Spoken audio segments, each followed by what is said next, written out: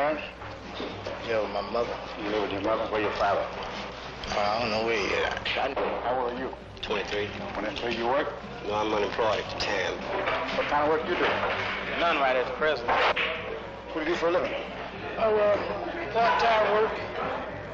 In a slum area of North St. Louis, where 178,000 people live, the unemployment rate is 4 times the national average. The underemployment rate is a startling, sobering 38.9%. Well, my husband couldn't afford a living for my kids and I. So I decided to change things by leaving and trying to do better here. Well, they say that the man is the head of a house. But here in this country, that's the opposite with the Negro mill. The Negro mill are the last hired and the first fired. Quite natural, he couldn't afford clothing like they should have had, and food. So that makes a great difference. Because for the most part, the man is supposed to be the chief breadwinner. He's supposed to be able to provide for his female. You know, mother always thinks about what a kid gonna grow to be.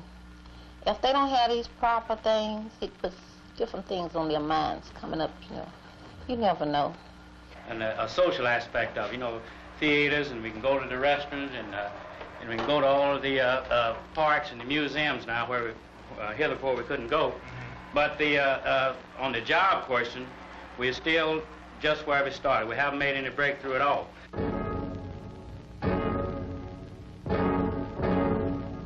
On the job question, we're still just where we started.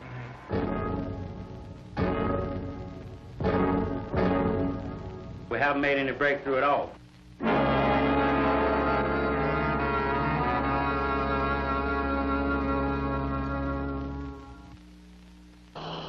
This is a report on the Negro and the unfinished American Revolution. It involves his fight for dignity and a place in the mainstream of existence in St. Louis. White and Negro Americans live in different worlds, yet neither world can survive apart from the other. These two worlds can be truly united only with understanding within all elements of our society. This report will concern itself with Negro job opportunities. It will attempt to find out what's a man worth.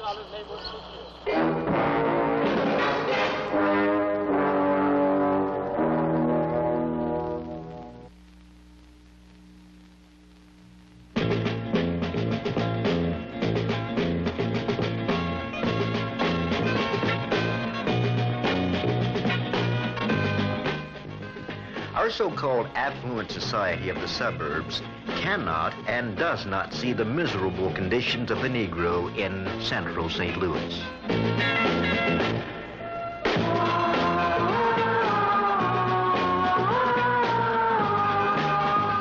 The building boom, business expansion, people moving from the city to the suburbs give the impression of financial stability.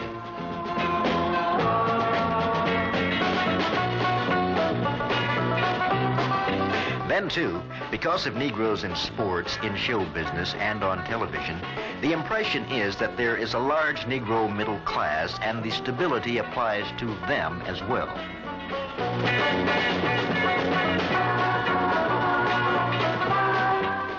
Finally, with the national unemployment figure at only 3.7% and the city of St. Louis enjoying a peak low of only 2.9%, the supposition is that prosperity is here for all.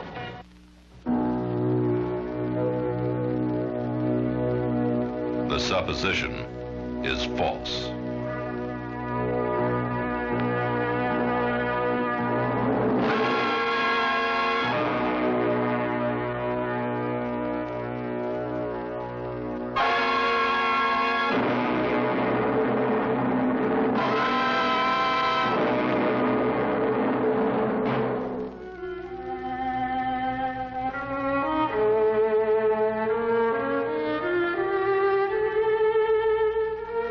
For the great majority of Negroes in America, the status has always been of an inferior nature.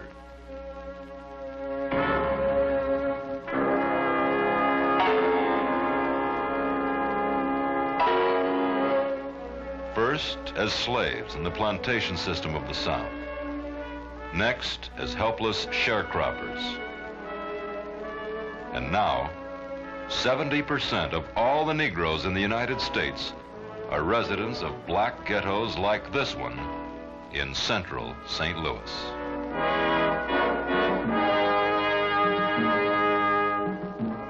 As it relates specifically to this ghetto, in a survey conducted by the United States Labor Department, the so-called Wirtz Report, this fact, among others, was disclosed. As late as November 1966, 12.9% of the ghetto workforce were jobless, despite active efforts on their part to find jobs. 27% of those working full-time were earning less than $60 per week, the equivalent of the $3,000 poverty figure on an annual basis. Consider this in light of the fact that the city's population is now 37% Negro.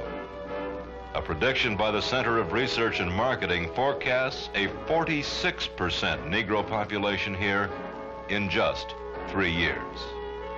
So the impression of affluence and the hope for prosperity is somewhat reversed to the people living here. They live in poverty now when business and employment are at all-time highs. The non-white is still the last to be hired and first to be fired. The white male who has had but a grade school education is making almost as much as a Negro who has graduated from college.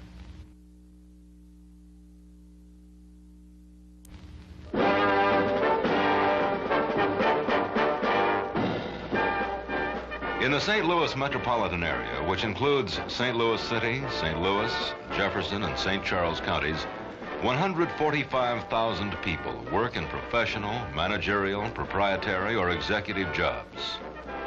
Only 6,300 are Negro.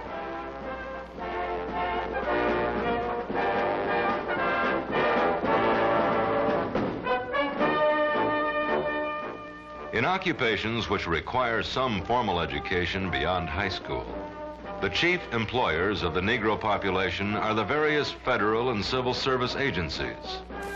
241 are policemen or other law enforcement officers. 1,451 work in the Postal Service, and 2,600 are employed in other government agencies.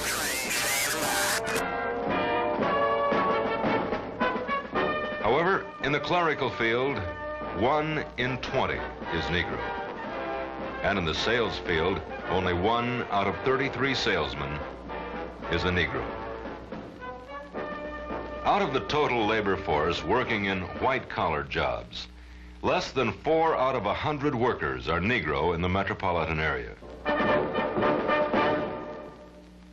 It is this small group that make up, in part, the so-called Negro middle class.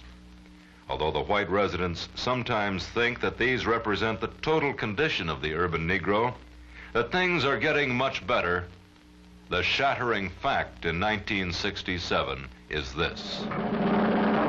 The median income for a non-white family is $3,622 a year, compared with $6,613 for the white family. A white family makes 45% more. Now, we are in a bind here whereby you have to have you have to make money in order to get an education. Education is expensive. Right. Culture is expensive. You have to have an education to make money. You have to have money to get an education. Now, this is the bind that the Negroes trapped in. Right.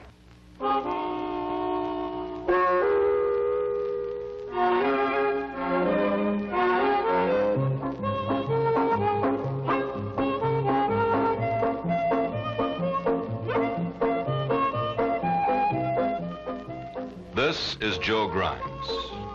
He's 23 years old. He's married and is the father of 3 children. He's on his way to school. Joe will soon be a skilled welder. Today, he feels alive, needed, an emotion he's experienced only since he started school. What was it like before you got here? Oh, well, it was pretty rough. actually. When I got into my teens, it was, well, I'll just say rough period. What do you mean? How did this happen? Well, I was delinquent, naturally. I ran the street quite a bit. I dropped out of high school, started running the street. What grade? Oh, I dropped out of high school when I was in 9th grade, very first part. And I started wanting things that the fellas wanted. You wanted them because everybody else had them? Yeah, everybody on the corner had them, you know.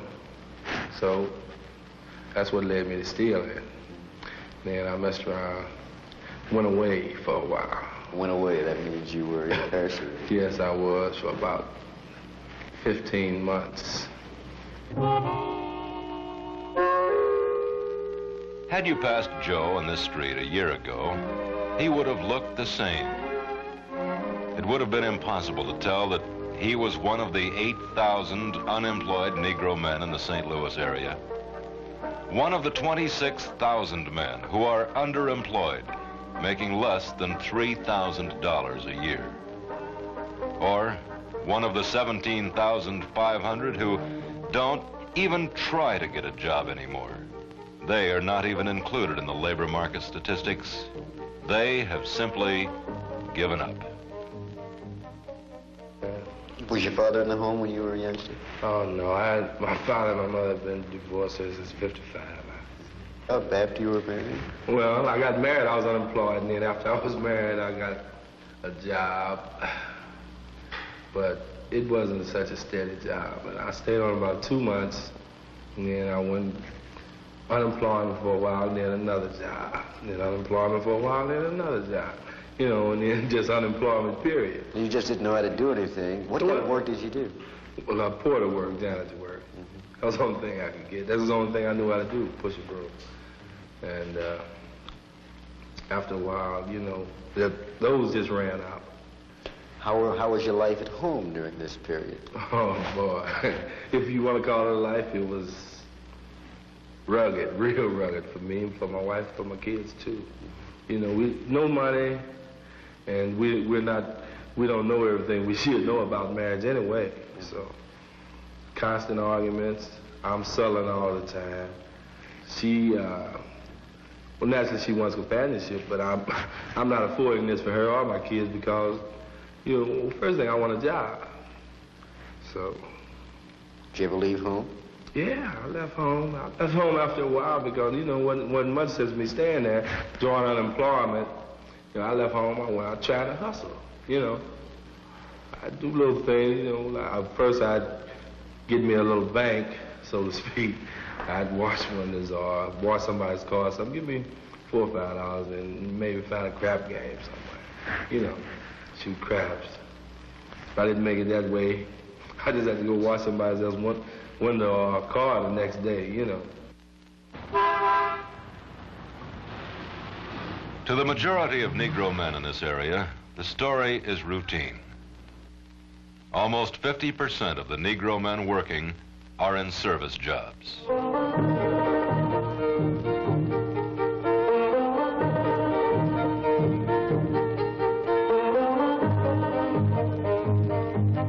Jobs that pay little and lead nowhere.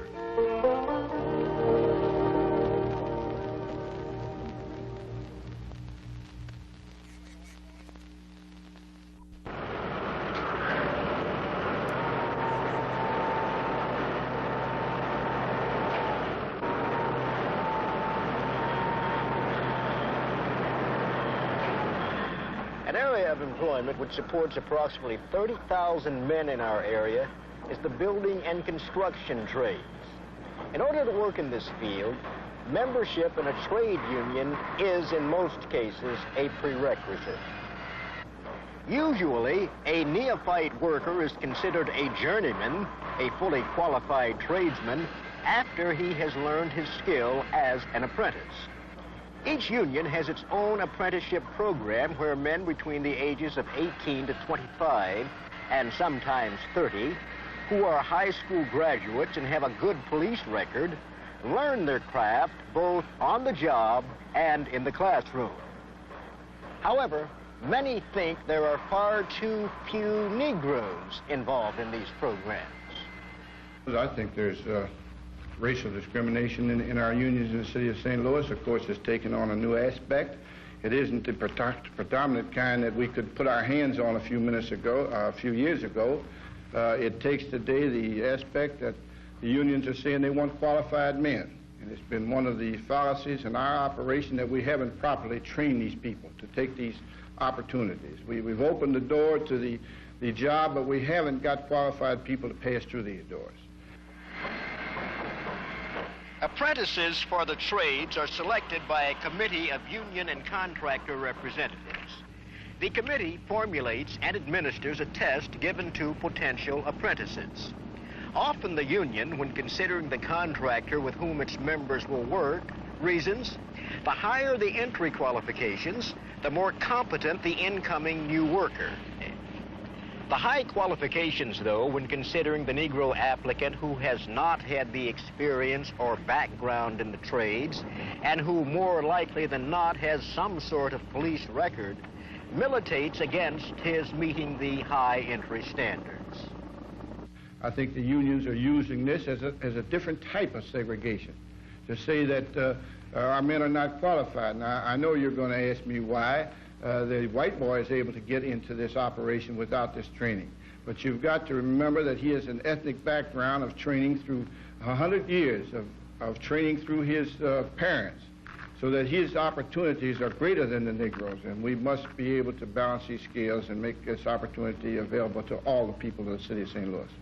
Is it difficult for a Negro youngster to get into the apprenticeship program? No. As a matter of fact, it's very simple. Make application, and then the applications are processed in the usual manner. It's not complicated at all, just being at the right place at the right time. If it's not difficult, Mr. Delfit, how many Negro apprentices are in the program? In 1964, there were 7 registered Negro apprentices out of a total of 1,046 in the building trades. In 1965, we find 21 registered Negroes out of a total of 895. And in 1966, we find 36 Negroes registered in apprenticeship positions. We have an unconfirmed report that at the present time, in March 1967, that there are approximately 40 Negroes in apprenticeship positions in the city of St. Louis. A past history of discrimination in unions, plus a background not lending itself to work in this area, has produced a rather logical but too often misunderstood effect upon the Negro. I found that from my experience, which has been rather extensive, that we get predominantly so with our Negro apprentices a high degree of tardiness and lack of regular attendance. I found that many, if not most of the boys, come from homes that have no father in them, so that there's no example for them. They don't see a father out working all the time, so they don't accept it as the general rule that they have to go out and work also. And not only have to go out and work, but have to be there every day. Another reason, which I've not read about, but which has occurred to me that I think has some significance, is that maybe for the first time in these boys' lives, they find themselves in a position where they're needed.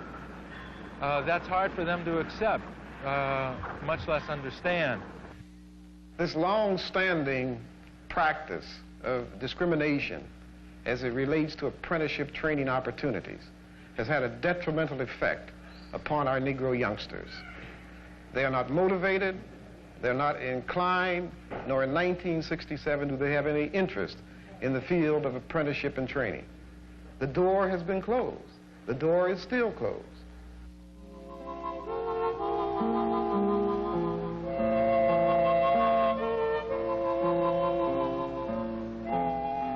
If it is true that pigmentation is a mere balance of enzymes in the human body, It is also true that when that balance is tilted toward the black side of the scale, something happens to the human born black.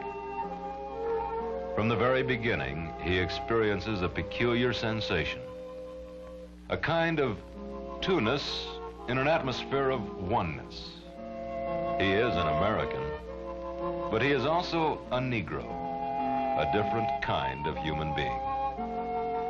He has two sets of thoughts, lives in two different worlds, and is haunted with forever trying to solve the perplexing riddle that involves itself with this question: how can I, as a man, be both a Negro and an American without the constant threat of having the doors of opportunity slammed in my face? To better understand his feeling of complete despair, let's look at just one area in the so-called hardcore deprived Negro community.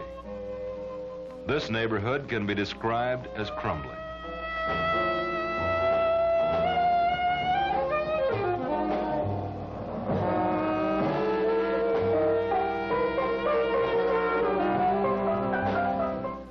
There are 23,321 men, women, and children here, nearly 98% Negro.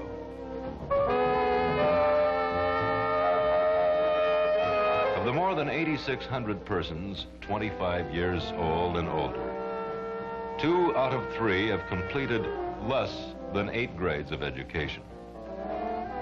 Of the nearly 4,300 families living here, 70.3% have an annual income of less than $3,000. 796 families earn less than $1,000. Trapped here in poverty by the lack of training, they have inherited their position through years of denial, the endless circle of frustration in the job mart.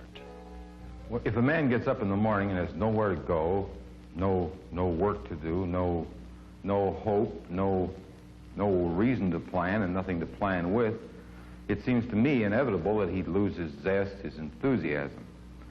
Beyond that, if he is left out of things and never has any responsibilities placed on him, which is the common case, then it's hard to imagine how he could somehow or other learn to behave in a responsible way.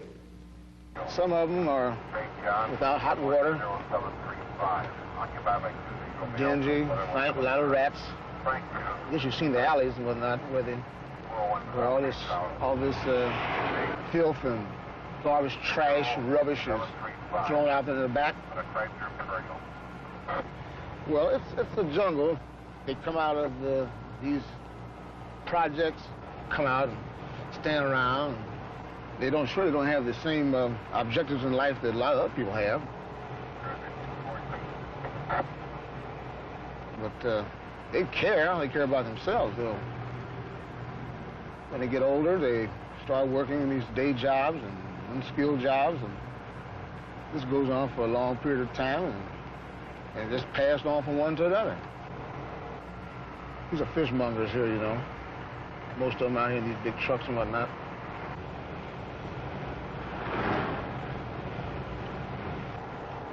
Now they're trying to, I think they were trying to ante up on something. A little bottle or something. A little bottle of wine. Now they'll do little menial jobs around, like make a run an errand here or there and get a nickel or dime and ante up on a bottle of wine. They've had a big day. What it does to people is really hard to guess. Because the people who are apathetic are, by that very fact, not doing very much and not saying a great deal. How can we, driving by, figure out what the inner man must be like under those conditions? It's hard to guess, and I suppose the best we can do is guess. It must be a feeling of hopelessness, of irresponsibility, because there's no responsibility to take hold of. You hate to see the young ones get off to such a bad start because of these idols that they're worshiping have a far greater hold on them than their parents do. It's a big thing. You see one of your idols driving a Cadillac, T-Bird, got their hair processed, looking all dapper Dan, sit around the processing all day and talk, brag about their exploits, try to impress the little young girls and things of that nature, pulling on them, saying smart cat in crowd remarks. And the little young kid who looks upon them and all says, this is what I want to be, because this is the closest thing to heaven I've seen so far. He wants to wear the black leather coat. He wants to wear the black Jaguar hat. All these are great symbols. He's emulating the fellow who stands on the corner, pocket full of money, hustler, gambler, who tells him that he can get it if he does the things that he does. And going to school doesn't necessarily prepare you for this type of life, because you're not going to get out of where you are, so you might as well live best way you can, as fast as you can, as good as you can. Even if it does mean like hitting people in the head or burglarizing, stealing. Try to give them a couple of girls on the block to work for them, hustle for them, live off of them. And on Friday and Saturdays, and when the weather is nice and warm, it really jumps. The man that makes the most money, the liquor store man, he seems to drown their sorrows in a shallow cup.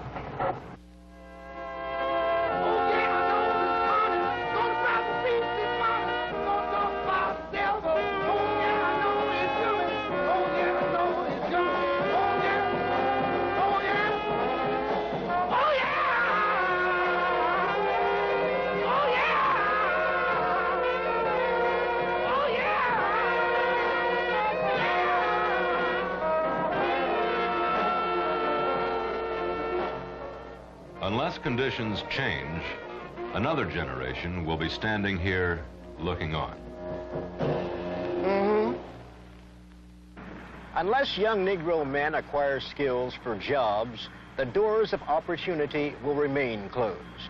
The Negro must take advantage of the training being offered, and the business and unions must make it convenient and possible for him to take this advantage. Answers must be found to solve this problem. I think one of the answers is that obviously the testing programs ought to be reevaluated. Recently in New York, the history had been that Negroes taking a particular test for an apprenticeship training program, the great majority of them failed. And the unions, along with the employers, asked one of the universities to redesign the test. And the university did redesign the test, and the test was given. Again, the people who took the test, the great majority of whom were Negroes, the majority of people who passed the test were also Negroes. So that by the mere redesigning the test and making it appropriate for the type of job and for the background of the people who were applying, made the difference as to whether or not they were eligible for this particular training program, apprenticeship training. But I think that the important thing is that every year, for a long, long, long time, while this pressure is necessary, that a regular number of Negro young men and older men are introduced into this industry so that everybody knows that it's happening, everybody gets used to the fact that it's happening, and more importantly, so that people get jobs every year. The problem of getting Negro youngsters into the apprenticeship program and subsequently into the trade unions can only be accomplished by a multifaceted plan of action. Good training programs must be established, like the one at the Associated General Contractors Training School. On-the-job training is the most valuable way for the young Negro workman to overcome his scant knowledge in the building trades industry. However, there are those who are concerned about other present-day methods of introducing the unskilled laborer into the skilled workforce. Well, we must begin taking a brand new look at the whole concept of apprenticeship as a method of entry into skilled occupations. So what do you mean by that exactly? Well, I think, for example, the average apprenticeship program suggests something like 4 or 5 years before you are prepared to become a journeyman or a fully skilled person. I think today, in many instances, you could train a carpenter, you could train some electrical areas in less than 2 years.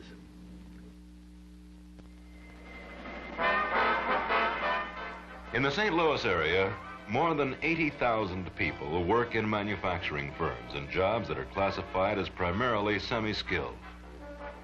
In a survey taken by a member of the Teamsters Union in 1965, less than 10% of the total number of employees in 50 of the largest local firms were Negro. In many firms, it was 5% or less. Well, you know, one of the strange inconsistencies on this whole question of job opportunity is that many persons with limited educational backgrounds coming out of rural areas such as southeast Missouri, Arkansas, and many other states find it easier to obtain employment in this area than many Negroes who are here, who are living on the tax rolls, who are living on relief. You know, we can pick up the paper any morning and find jobs, advertisements for people who want machine operators.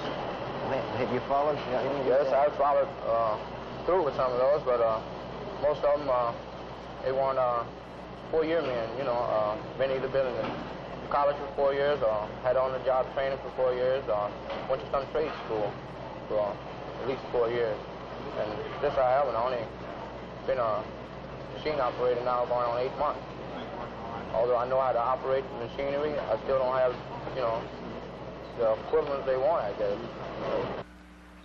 We know for most part that the majority of the jobs that exist, it takes only a normal, average intelligence.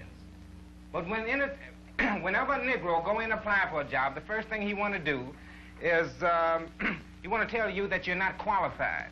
Now, what does that mean? You know, how much intelligence does one need in order to install a telephone? You only have about 4 or 5 wires, and, you know, if one does it long enough, you know, it's just like walking, just like a baby walk. I mean, how does a person walk? You only do it, you only learn by practice. Now, what we've got to do, both with whites and the Negroes in this group of people with whom we are working, is to bring their skill level, their talent level, or their knowledge of working in industry and business up to a point where an employer will find it profitable to lower his standards and his tolerances regarding qualifications and bring them into the organization. The ratio of Negro to white men in skilled and semi-skilled positions in the St. Louis area has been described as deplorable. A combination of a lack of opportunity for skills training and loss of motivation on the part of the Negro has resulted in his mass unemployment. Demand for the traditional unskilled jobs is dwindling. Advancing technology dictates a further loss of employment for the old and young among this group, and the problem is acute. Particularly with the youth between the ages of 16 and 21 who are out of work and out of school, 50% of these are Negro kids. These kids are idle in the neighborhoods, they are impatient, they are angry, and it is here that you find the volatile, explosive potential that many cities face. And it is from these youngsters that the possibilities of riots may take place.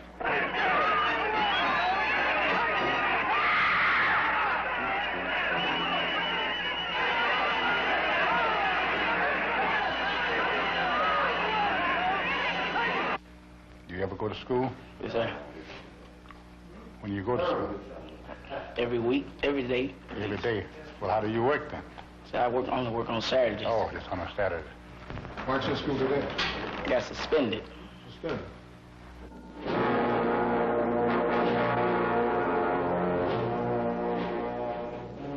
The wasted potential of the high school dropout has been described as a colossal loss of human resources.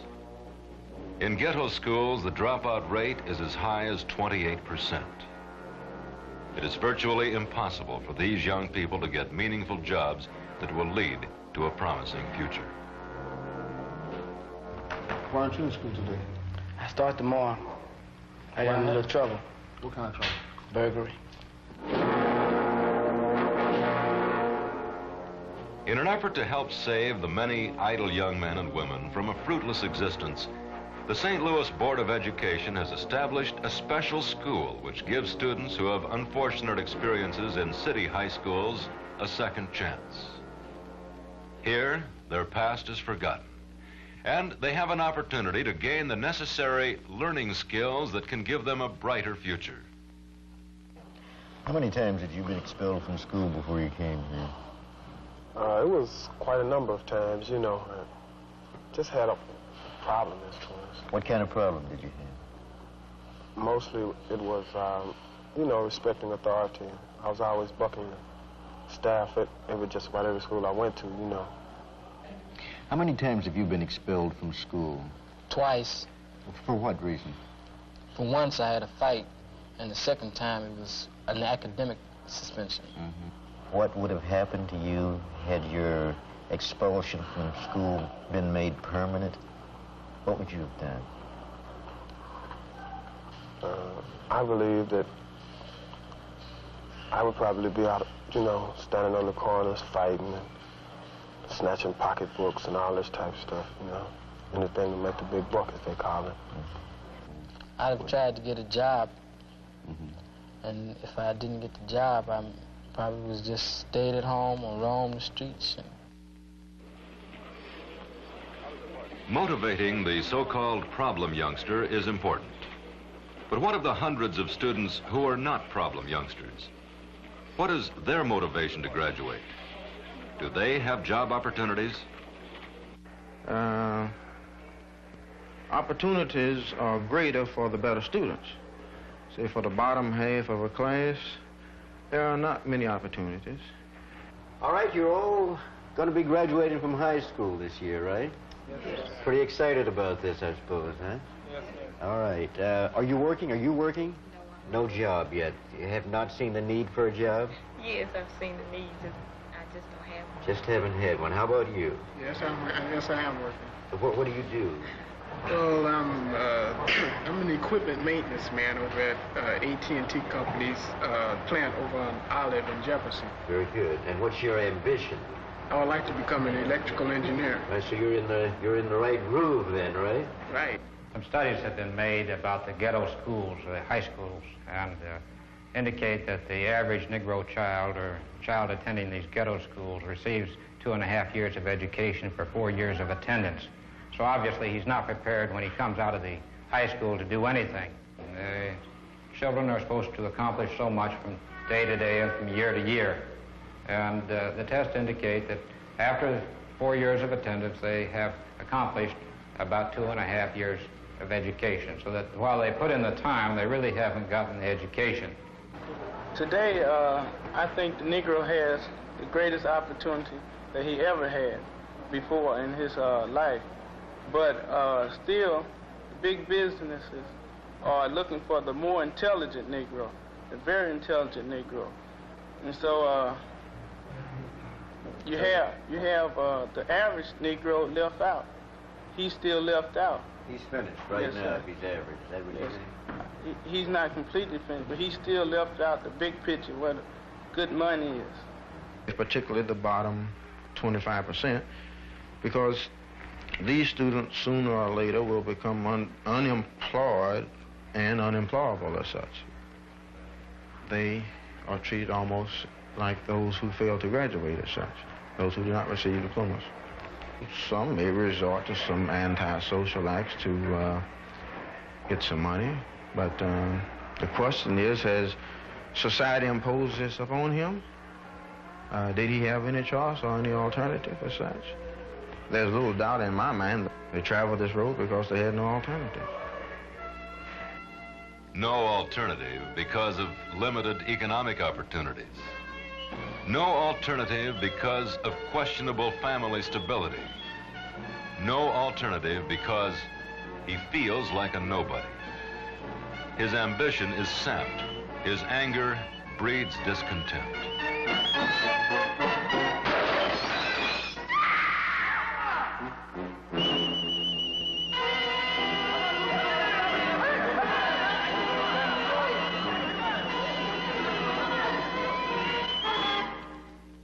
The police record is a serious problem for men without education and training.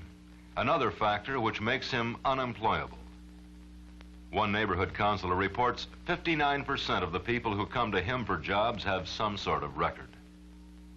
Can you help a kid who's been in trouble, though? I mean, is it possible? Isn't he a bad risk on a job? I don't really feel that way. I feel that the high percentage of the kids that I meet are very good risk. They need, first of all, understanding. They need liberal employment or employers. They need someone that cares about them, because the employer doesn't understand the causes that happen for a kid to have a police record, which would cause him to find difficulty What are in these finding causes? employment. What are some of them? The environment, the social conditions, broken homes, all of these things lead to juvenile delinquency and the kids having records. The employer says that he wants a qualified Negro with no police record. The Negro got to be pure. They're looking for pure Negro. Now, the point is this. All Negroes, for the most part, have a police record. Or if not, they should. And it's nothing to say that just because a Negro don't have a police record don't mean that he hadn't done anything. The only thing this point out is that that particular Negro, perhaps, he hadn't been caught. You can trace it as far back as your father. We can't get no jobs for Negroes. If Daddy didn't get a decent job, what in the hell am I going to look up to? So what happened? This is forced, divided homes. That means that if you got to get something for your little girlfriend, going on dates and whatever else as a teenager, if you're going to get it, Daddy don't have it, because for most part, Daddy has been forced away from home. Daddy don't have a decent job, or if not, Daddy, for most part, is the pimp up on the corner. You know.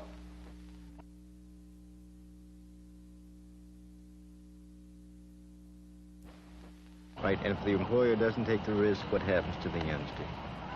Many, many cases, he will attack society again.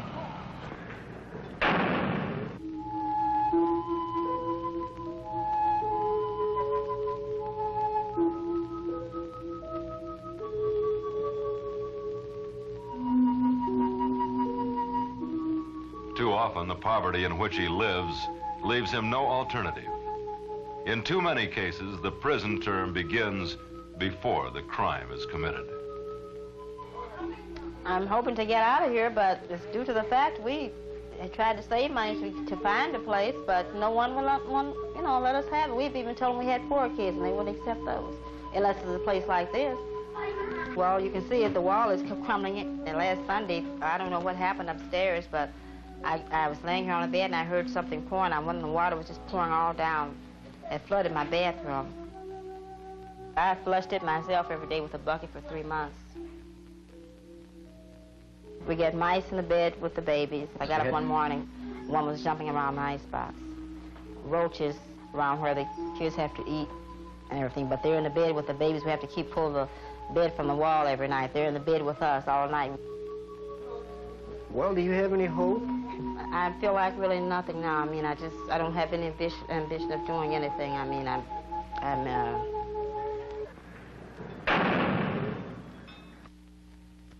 He cannot escape because he's a victim of his environment. Immediate needs are important, and he often neglects his educational potential. A lack of education means a lack of skills. A skillless man is a jobless man. But even a jobless man needs money, so he schemes. While scheming, he often travels the road that leads to a police record. So it's his environment, his lack of education, and his police involvement that causes his employment problem. Yet his employment problem causes his police involvement, his lack of education, and his ghetto life.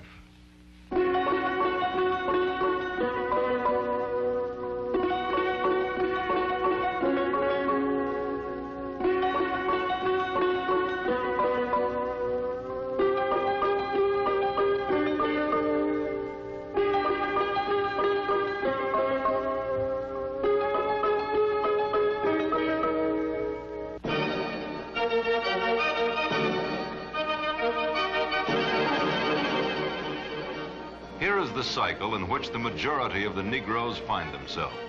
A cycle of frustration and hopelessness that pervades and distorts his life. Until the Negro can escape, he is moving in circles, and the society which is powering this merry-go-round is moving nowhere. The question seems to be, what are we going to do to get him off this merry-go-round? Well, fortunately in St. Louis, there is a network of crash programs underway designed to correct the imbalance of meaningful employment as it relates to the underemployed Negro male. Projects like the Work Experience program operated by the Missouri Welfare Department, Work Opportunities Unlimited, the Urban League's pre-vocational training program, and Youth Opportunities Unlimited, all working under the umbrella of the Human Development Corporation, will hopefully add skills and gainful employment to those who need it most. The chief instrument of training is the Diagnostic and Evaluation Center.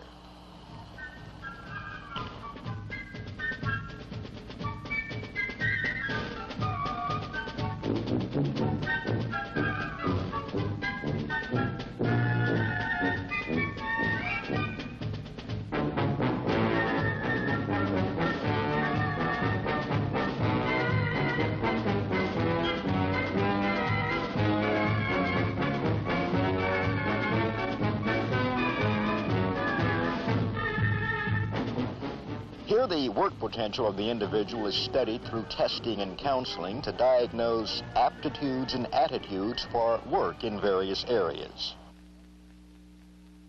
Audio-visual tests.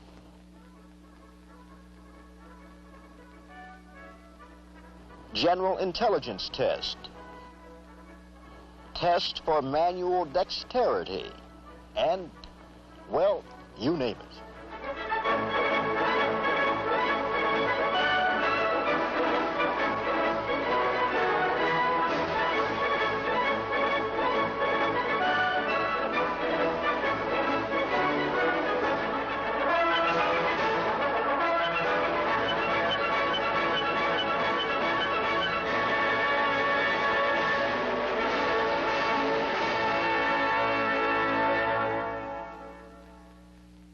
This is carried out in a one-week diagnostic service and an extended 4-week evaluation. Now, we also operate here as our third component, the vestibule and workshop training area, and this operates in 3 sections. We train in specific skills. We also expose them to an actual work situation so that we can evaluate their performance under actual work conditions.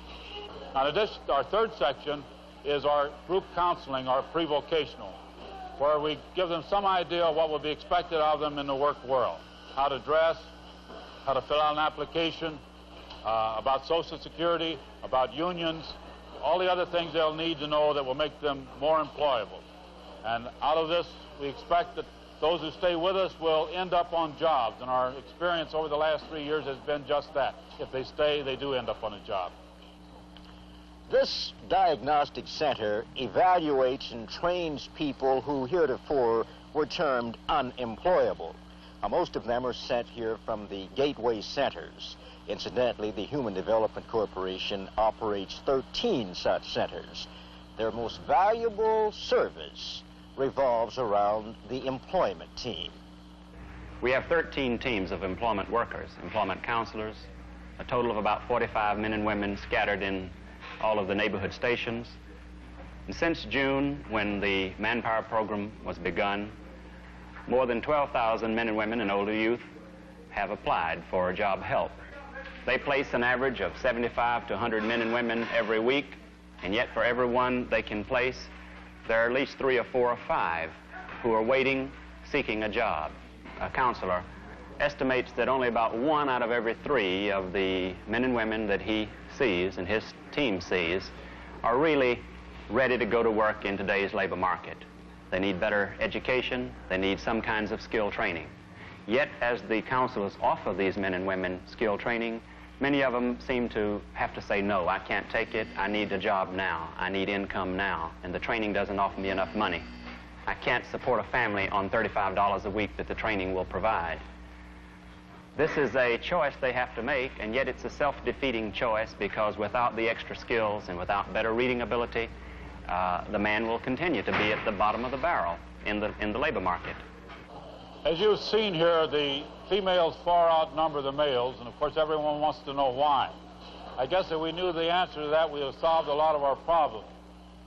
We can only guess. Discrimination certainly has had its part in it. People who have not had jobs for many years, who found that the doors have been closed to them, find other ways of living and just believe that they aren't open now. Secondly, we believe that probably our allowances are not sufficient to get males into the program. And third, we just haven't done the job of convincing them that this does offer them something for it.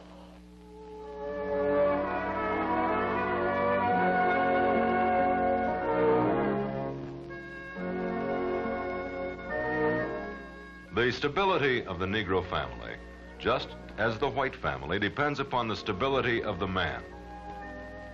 If he is to head his home, he must have a job.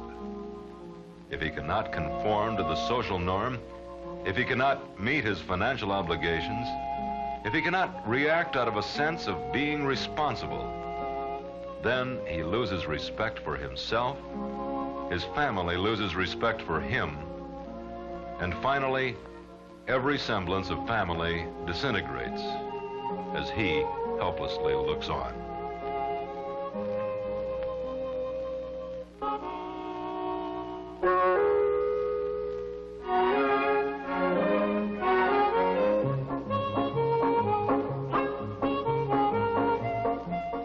The Missouri Welfare Department, in an effort to help stabilize the destitute family, and at the same time keep the man in the home, has instituted what is called a work experience program. It is designed to put dignity back into the unemployed father by either training or retraining him to be a productive member in today's labor force. How'd you find out about the work experience program? Well, I found out about when I ran out unemployment checks. And I knew the hustle wasn't no good. I knew, you know, after a while, I just gave up on it.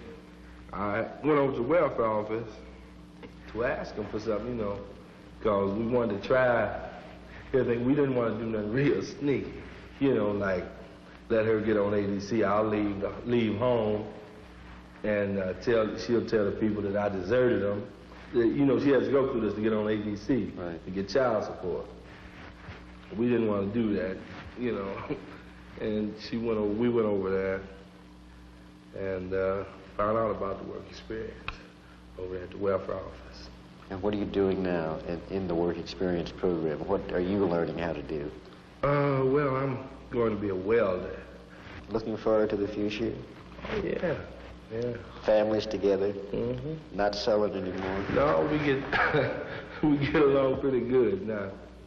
The only trouble I have now is the kids, and that's going to be trouble, you know, telling me what to do.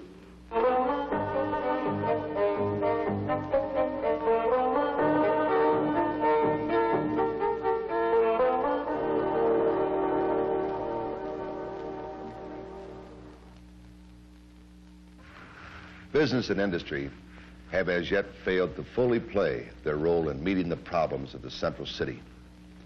Too often businessmen have brushed aside the needs of the more unfortunate people. They have taken such attitudes as, there's nothing that can be done. If we don't notice it, it will go away by itself. This isn't our problem. It's their fault anyway. Those who think in these terms are wrong. Those people and their problems are there, and they will be there. We have in St. Louis block after block of slums where people exist in hopelessness on welfare handout. Poor people make poor customers. Do you want to keep paying taxes to keep these people on the welfare rolls? Or would you rather put them on the payroll and make them customers? Now, I think the principal effort of Work Opportunities Unlimited with employers is to get employers to understand that the people of this group need to be given opportunities to get on the economic ladder so that they can earn a paycheck, and in that way be taken off of the relief rolls and thereby lowering taxes, etc. This is a simple economic lesson. Either private industry will take the initiative in finding economically sound jobs in our tight labor market for these disadvantaged, or it will be the federal government with its inevitable markup, taxes and control.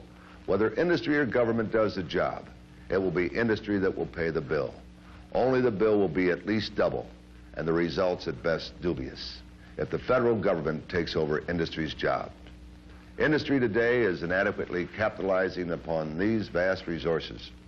In failing to do so, has set up the stage for what well may become, in the expanding series of great American cities, an explosive chain of superwatts. The people who control economics in this country is responsible for the entire problem that exists for the Negro. That's what in the hell are we going to do about Right, this? that's what we're going to do. You know, we can talk all night, but what are we really going to do? And what about those handkerchief-head brothers? Are we going to do what we would do if we made a mistake on a piece of paper, erase it? Or are we going to just leave it there knowing that it will be rejected sooner or later? I mean, we've got to take some concrete action. Right. Or forget it. Right. And don't talk anymore. Once we get started, no cooling off period, no nothing. Just hit and hit and hit until we have completed what we started out to do. Right. We're human beings. And this is what we want. We want to be treated the same as human beings anywhere in the world are treated. As a human being. Have you ever felt like a free human being with dignity? Well, I don't know how they feel. Things have been that hard with you? Just that hard. How hard have they been? Oh, I just can't talk about it. It's been rough with me. I have took from the knee part of my old man's pants down to the leg where he done tore the knee. I have took that knee part and washed both of them legs and put both of them together and take the scissors and cut my oldest boy, that boy what you seen in there last night, and cut them some kind of little pants to put on and take a strip and make some spindles to hide them children's neck. I've been just that bad. Once the poet Carl Sandburg asked, what is a man worth? What can he do? On the one hand, those who buy labor. On the other hand, those who have nothing to sell but their labor. And when the buyers of labor tell the sellers, nothing doing today, not a chance, then what? What, when, as the Wirtz report points out, unemployment or sub-employment in the slums of St. Louis is so much worse than it is in the country as a whole? What, when almost 50% of these people are unable to earn a decent living?